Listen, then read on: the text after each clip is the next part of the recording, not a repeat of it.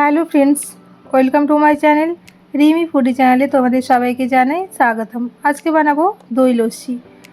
দই লস্যি বানানোর জন্য প্রথমে আমি নিয়েছি টক দইটাকে মিক্সির বাটিতে দিয়ে একবার জাস্ট ঘুরিয়ে নেব। খুব বেশি ঘোরাবার দরকার নেই, একবার ঘুরিয়ে নিলেই হবে। আর এখানে দেখো কাজু আর কিশমিশ আমি ছোট ছোট টুকরো করে কেটে নিচ্ছি।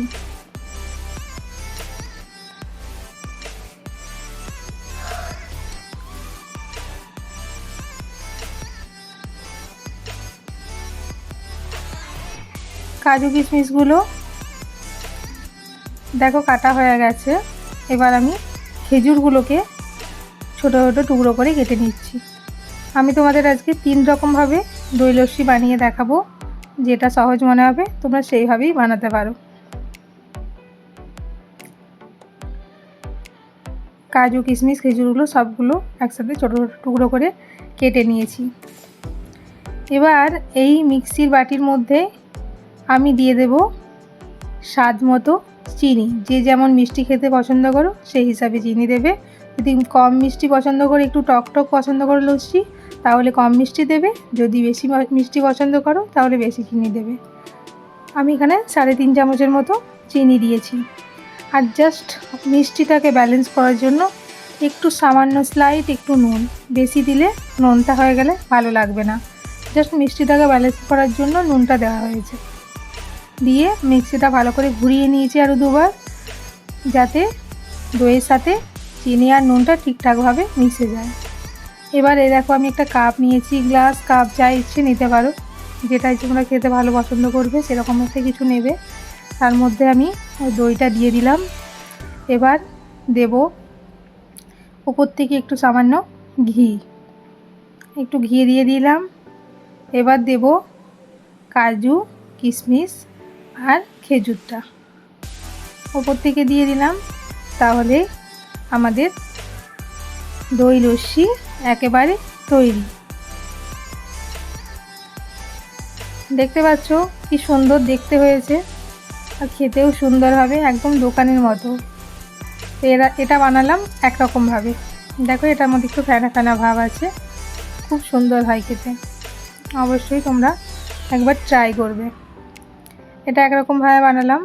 এটা দেখো আরেক রকমভাবে বানাচ্ছি। এটার মধ্যে ওই যে দইটা পেস্ট করে রেখেছিলাম নুন আর চিনি দিয়ে, সেটাই দিলাম। আর এর মধ্যে দিলাম আইস।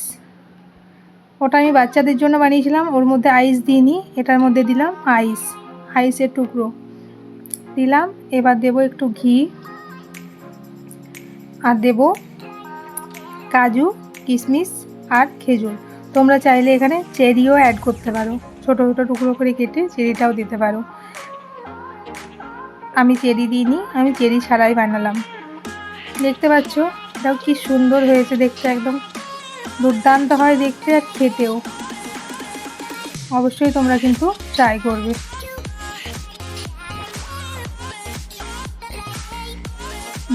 দেখেই মনে হয় খেয়ে নিই, বানিয়ে আর ওয়েট করা যায় না। দেখো আরেক রকমভাবে বানিয়ে দেখাচ্ছি। এই যে এখানে নিয়েছি আমি আইস গোলা জল, আইস নিইনি, আইসটাকে বেশ গুলে নিয়েছি, পুরোপুরি জল হয়ে গেছে। এবার এখানে দিলাম টক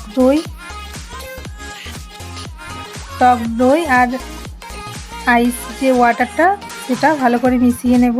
এবার এর মধ্যে দেব স্বাদ মতো চিনি, আর জাস্ট একটু চিনিটাকে দইয়ের মধ্যে ব্যালেন্স করার জন্য স্লাইট একটু নুন দিয়ে বেশ ভালোভাবে গুলে নেব। নুন চিনিটা যেন ঠিকঠাকভাবে দইয়ের সাথে গুলে যায়, এরকমভাবে ভালোভাবে গুলে নেব। গুলে নেওয়ার পর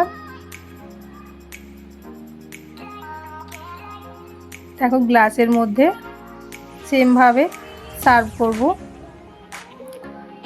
গ্লাসের মধ্যে দিয়ে দিলাম। ওটা দিয়ে দেওয়ার পর এখানে দেব একটু, জাস্ট নেড়ে নিলাম। আর এরকম থিকনেসটা থাকবে। এবার দেব একটু উপর থেকে ঘি, কাজু কিশমিশ আর খেজুর যেভাবে দিয়েছিলাম সেই সেমভাবে ছড়িয়ে সার্ভ করে দেবো। দেখো এর মধ্যে কিন্তু ফেনা ভাবটা নেই, ওটা যেহেতু মিক্সিতে বানিয়েছিলাম ওর মধ্যে ফেনা ভাবটা ছিল, এটার মধ্যে ফেনা ভাব নেই। তোমরা অবশ্যই বানাবে, যেভাবে ভালো লাগবে তোমাদের সেইভাবেই বানাবে, যেটা তোমাদের সহজ মনে হবে। কেমন হয়েছে আমায় কমেন্ট করে জানাবে, ভালো লাগলে একটা লাইক করবে।